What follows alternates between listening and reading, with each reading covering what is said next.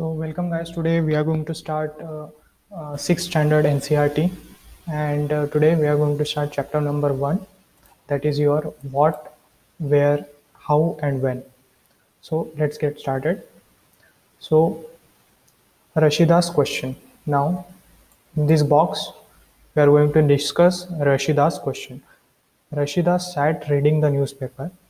Suddenly her eyes fell on a small headline. 100 years ago. How she wondered, could anyone know what happened so many years ago?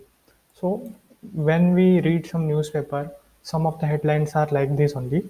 100 years ago, this artifact was there, and this was found, and it is from 100 years ago. So she wondered that could anyone know? How could anyone know what happened so many years ago, right? So now we are going to start this chapter by this question, right? Now find out what happened. So yesterday you could listen to the radio, watch television, read newspaper. Last year, ask somebody who remembers, right? But what about long ago? Let us see how it can be done. So this paragraph is talking about, so how we can remember what happened that long ago, right? So that's what question Rashida's question was, that how could one remember that something that happened 100 years ago, right? Now what can we know about the past? So the things that happened long time ago, that is we say that it happened in past. So what can we know about the past? There are several things we can uh, find out what about what people ate, what kind of clothes they wore, the houses in which they lived. How can we can find out about the lives of hunters, herders, right? So this was the uh, we can find out by looking or by reading some stuff about the past, right? What kind of rulers were there? Merchants, priests, craftsperson, artists, musicians, scientists. We can also find out about the games children played, right? The stories they heard, the plays they saw, the songs they sang. So we can find out about the past.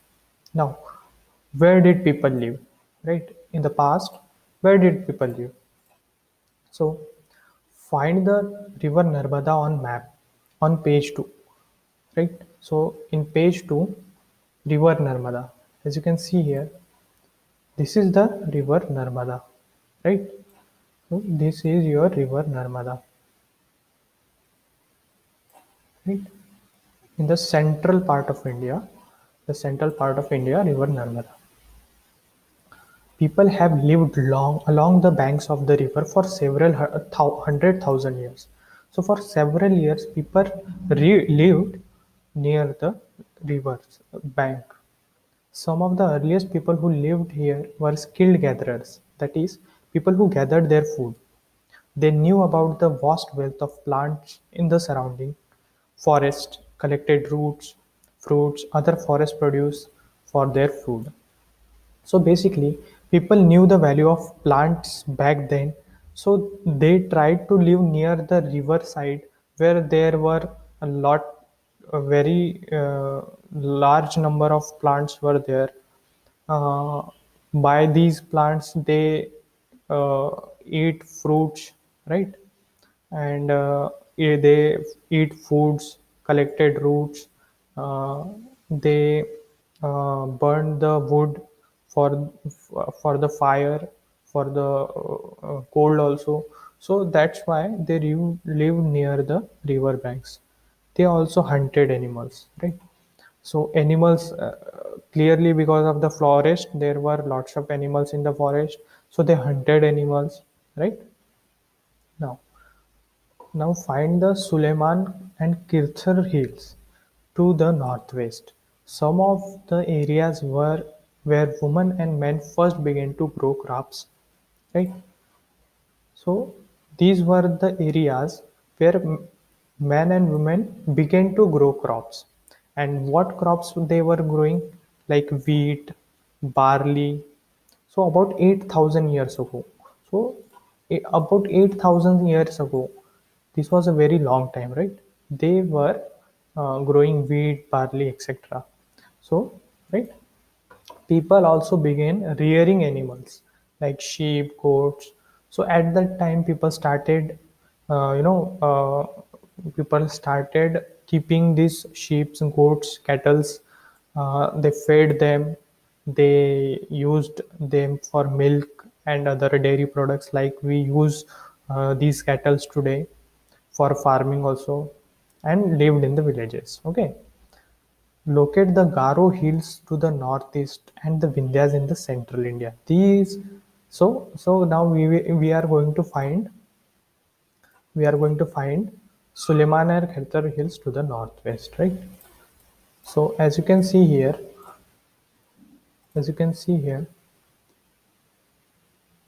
these are Kirtar hills and Suleiman hills, right, to the northwest.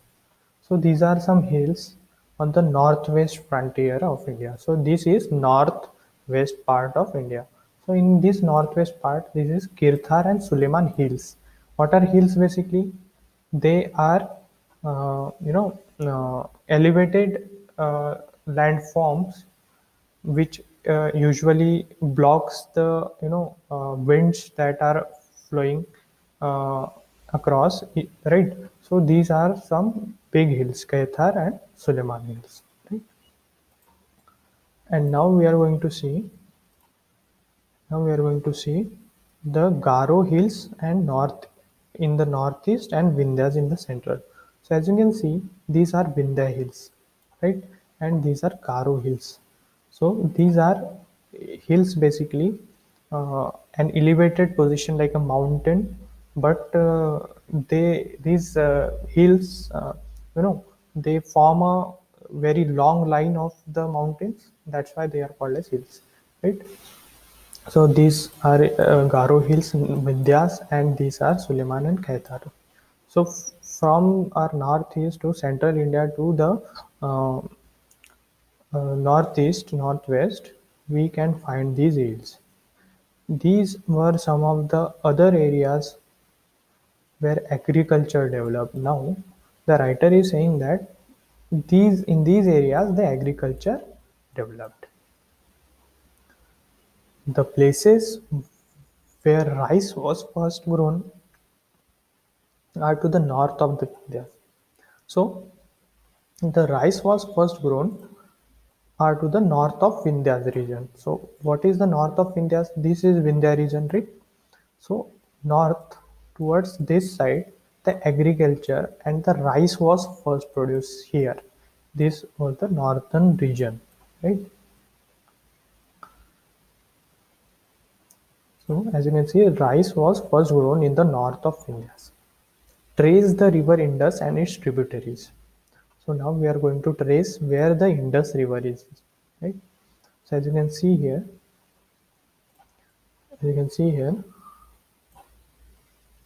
this is your Indus River. So as you can see, this is the river, Indus River. Okay,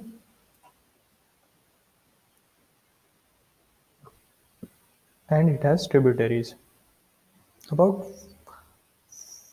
about 4,700 years ago, some of the earliest cities flourished on the banks of these rivers. Later, about 2,500 years ago, cities developed on the banks of Ganga and its tributaries along the sea coast. So as you can see here, so cities developed around these rivers.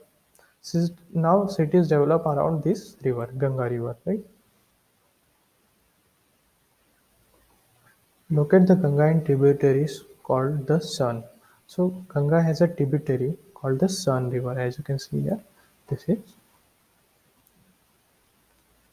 in ancient times.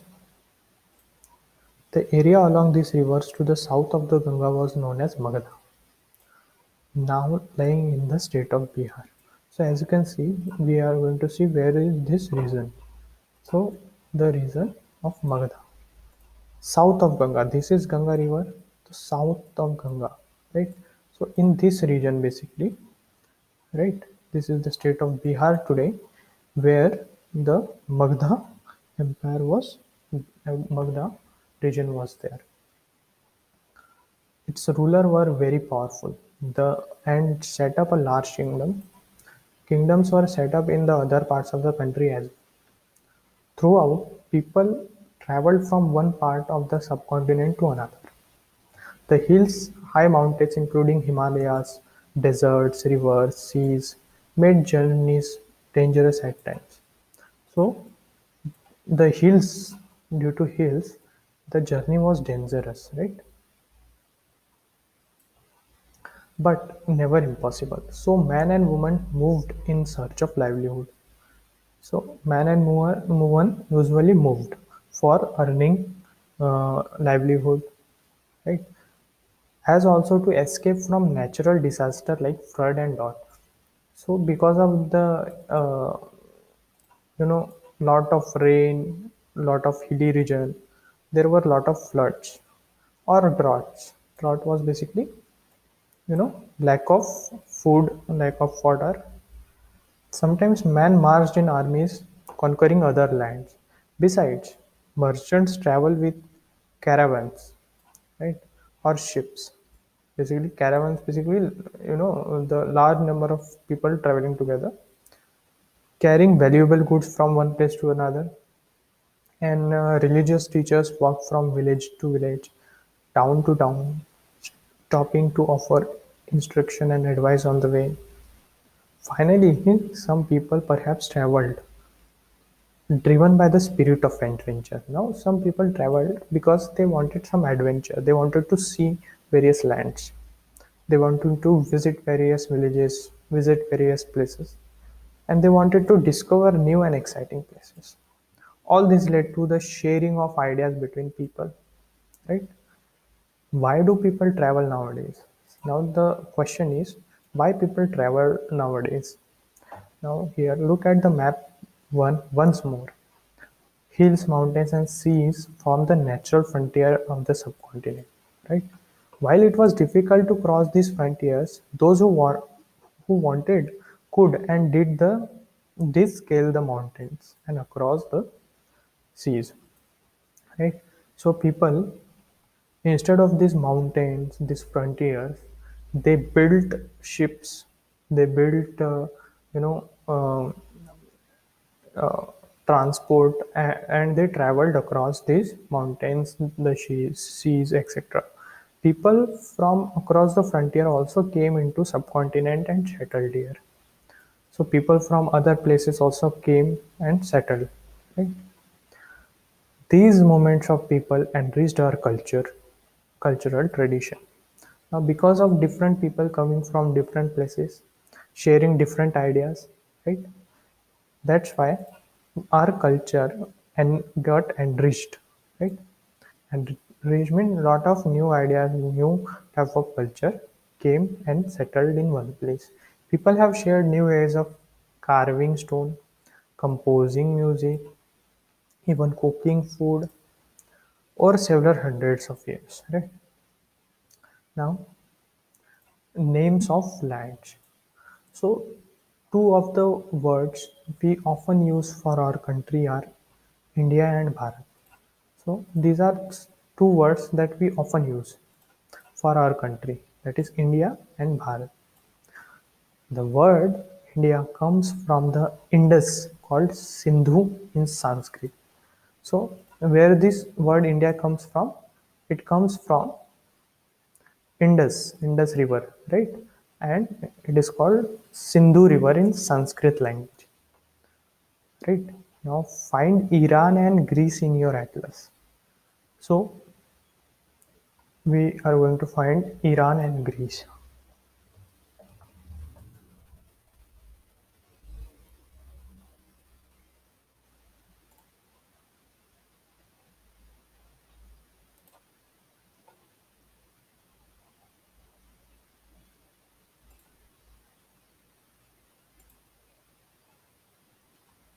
So as you can see here,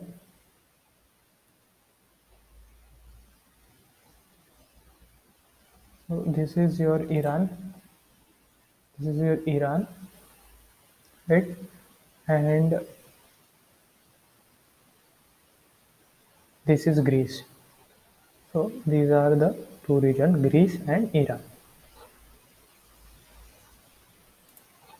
Now, the Iranians and Greeks who came through the northwest about 2500 years ago were familiar with the Indus, called it Hindos or Indos.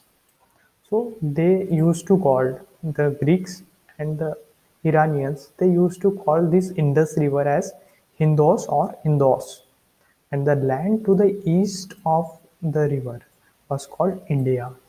So as you can see here, because of these Iranians and these Greek peoples who were visiting our land 2500 years ago, they used to call this Indus River Hindos or Indus, and because of that, they used to call the land to the east of this river as India.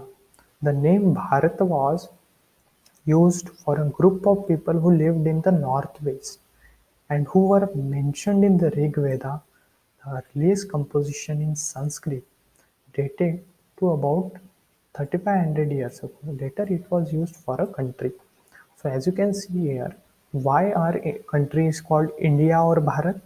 Because the Iranians and Greek used to call this Indus River as Indus and the land to the east as India, and also our Rig Veda, the Rig Veda, the word mentioned is Bharat. Bharat, the Bharat word mentioned for a group of people who lived in the northwest, right? Northwest of our subcontinent. And later, this India and Bharat was called a country, right? Now, find out about the past. Now we are going to find out something about the past. There are several ways of finding out about the past. One is to search for and read books that were written long ago, right? These are called manuscripts because they were written by hand. This comes from the Latin word manu, meaning hand. So, what are the manuscripts? Basically, these were the script written by the hand, right? So, you can search for manuscripts for finding about the past, and these manuscripts were written on the palm leaf, right, or on the specially prepared bark of the tree. So these were written, manuscripts were written. At that time there was no paper to write, so they used to write on palm leaf or bark of a tree, right? And that bark of a tree was, it grew in Himalayas. So as you can see here, this is a manuscript. This is the manuscript shown in your book, right? Something is written in this manuscript, right? So a page from a palm leaf manuscript. So this is your palm leaf. Palm leaf. The manuscript was written about 1000 years ago. The palm leaves were cut into pages and tied together to make books. To see a bark manuscript, turn to page 37. So these were the palm leaf manuscript, right?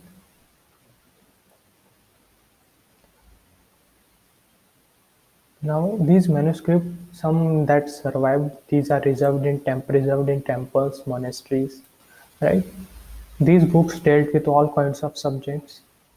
So, like religious beliefs, religious practices, the lives of the king, medicine, science. So, what were written in those manuscripts? All type of things were written. The medical practices that were followed that time, the religious belief that were followed that time, the practices, the lives of the king, who were the king, what were their, how they were ruling, that kind of thing were written in these manuscripts. Besides, there were epics, poems and plays. So there were dramas or poems were written in these manuscripts. Many of these were written in Sanskrit.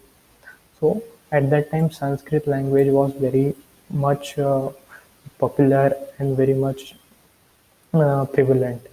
Others were in Prakrit, language used by ordinary people. So at that time, Sanskrit was used by only people, uh, uh, only some people, and Prakrit was used by ordinary people. We can also study inscriptions.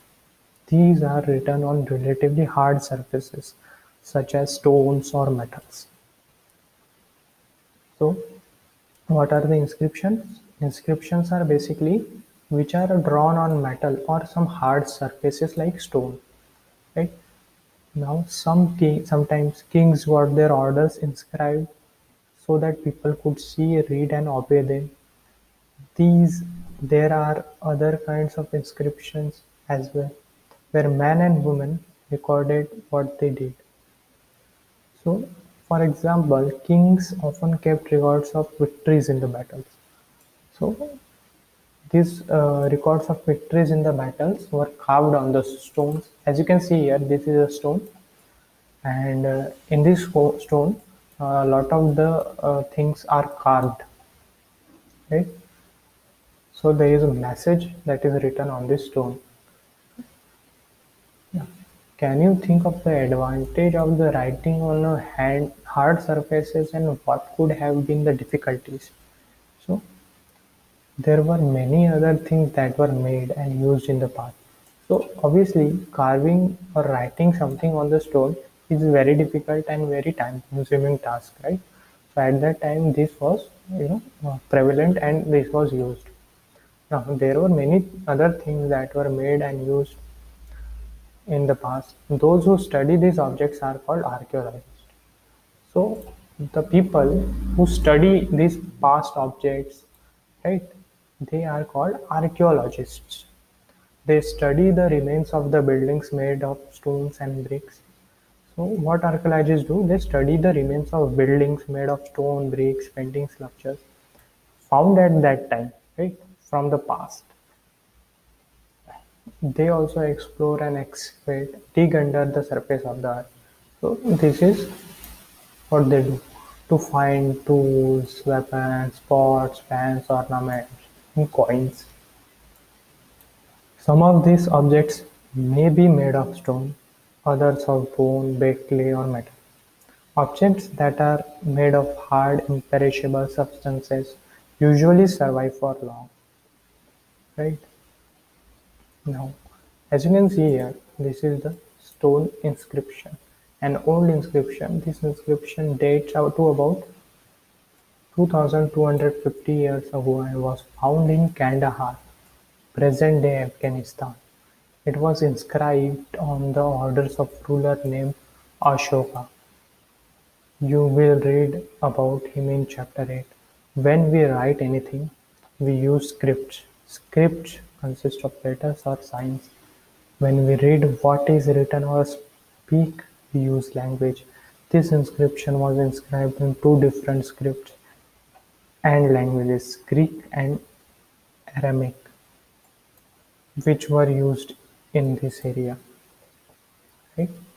So this script was, the upper part is your Greek part and the lower part is Aramaic part. So two languages was used, and this stone carving inscription was from the times of Ashoka.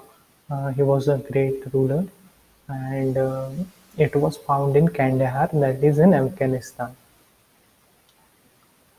Now, this is a pot. As you can see, the archaeologists, they dig in the earth and find this uh, or find these things like pot or pot from an old city. Pot like these were used about 4,700 years ago. So these were the pots that were used in the past. An old silver coin.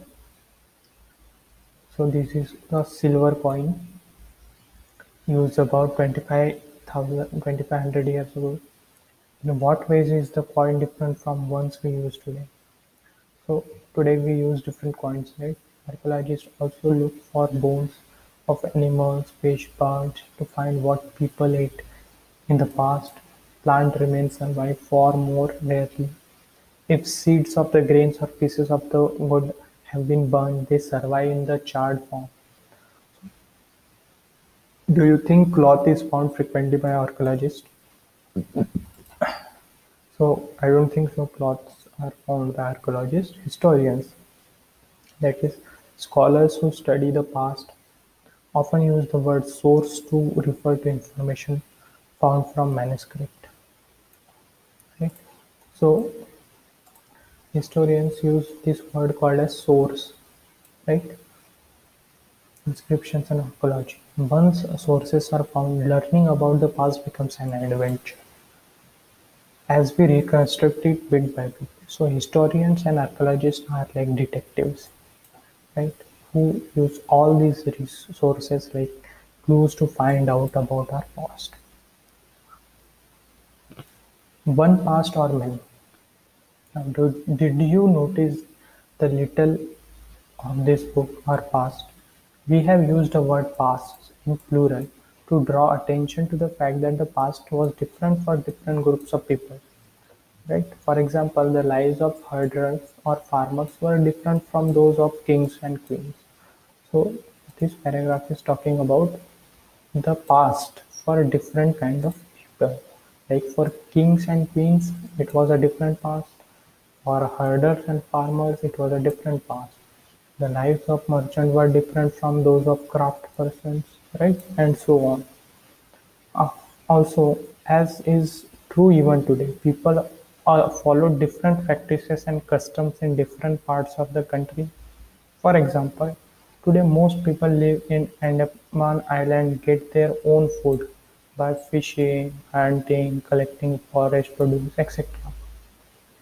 By contrast, most people living in the city depend on others for supplies of the food. Differences such as these existed in the past as well. Besides, there is another kind of a difference.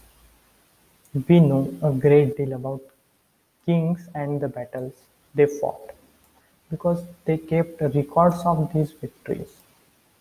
So a lot of the history that was found, it was around kings and their victories. So very less history was found about the lives of the common people because it wasn't recorded, or it wasn't recorded in the manuscripts. Generally, ordinary people such as hunters, fishing fox gatherers, farmers, or herders did not keep records of what they did. So, as you can see, they did not keep records of what they did. While archaeology helps us to find out about their lives, there is much that remains unknown. So there is a lot of the things that we don't know about common people, but we know a lot about kings and their victories because it was actually written. What do dates mean? So what is this dates mean? So now we will see. If somebody asks you you the date, you will probably mention the day, month, and year, right? 2000 and something. These years are counted from the date generally assigned to the birth of Jesus, the founder of Christianity. So 2000 means 2000 years after the birth of Christ, right? All dates before the birth of Christ are counted backwards, usually have the letters before Christ, that is BC. In this book, we will refer to dates going back from present, using 2000 as our starting point, right? Now, later with the dates. So this box will tell you about what are the dates, right? BC, we have seen stands for before Christ. You will sometime find AD before the dates. This stands for two Latin words. Anno Domini means in the year of the Lord, that is Christ. So 2012 can be written as AD 2012. Sometimes CE is used instead of AD and BCE instead of BC. So the letter C stands for Common Era and BC stands for Before Common Era. We use this term because the Christian era is now used in the most countries in the world. In India, we began using this form of dating from about 200 years ago, and sometimes the letter BP means before present are used, right? Find two dates mentioned on the page 3. Which sets of letters would you use for them? So now elsewhere. We have seen these inscriptions are inscribed on the hard surfaces. Many of these were inscribed several hundred years ago. All inscription contains both scripts and languages. Languages which were used as well as scripts have changed over time. So how do scholars understand what was inscribed? This can be done through process known as decipherment. So these were inscribed at that time. At that time they didn't know languages, so pictographical inscription was used. So these were deciphered, right?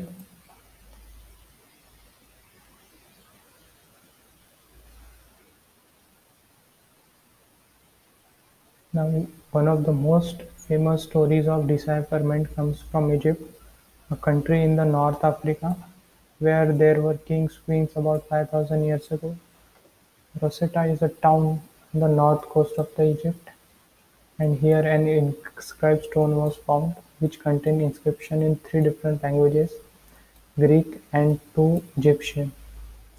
Scholars who could read Greek figured out that the names of the kings were enclosed in the little frame called cartouche. They then placed the Greek and Egyptian signs side by side and identified the sound for which the Egyptian letter stood. As you can see, a lion stood for L, a bird stood for A. Once they knew that the letter stood for, they could read the inscription as well. So now you will recall, imagine you have to interview an archaeologist. Prepare a list of 5 questions that you would like to ask him or her. Now, let us recall, match the following. So Narmada Valley. So in Narmada Valley, what happened? Where is Baghdad, right?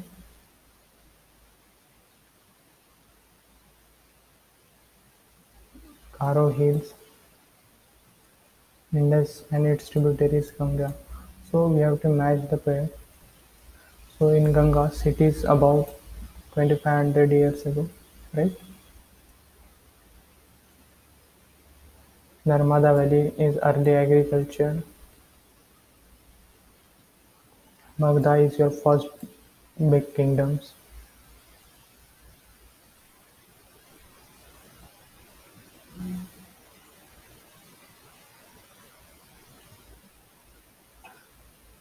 So as you can see here, list one of the major differences between manuscripts and inscription.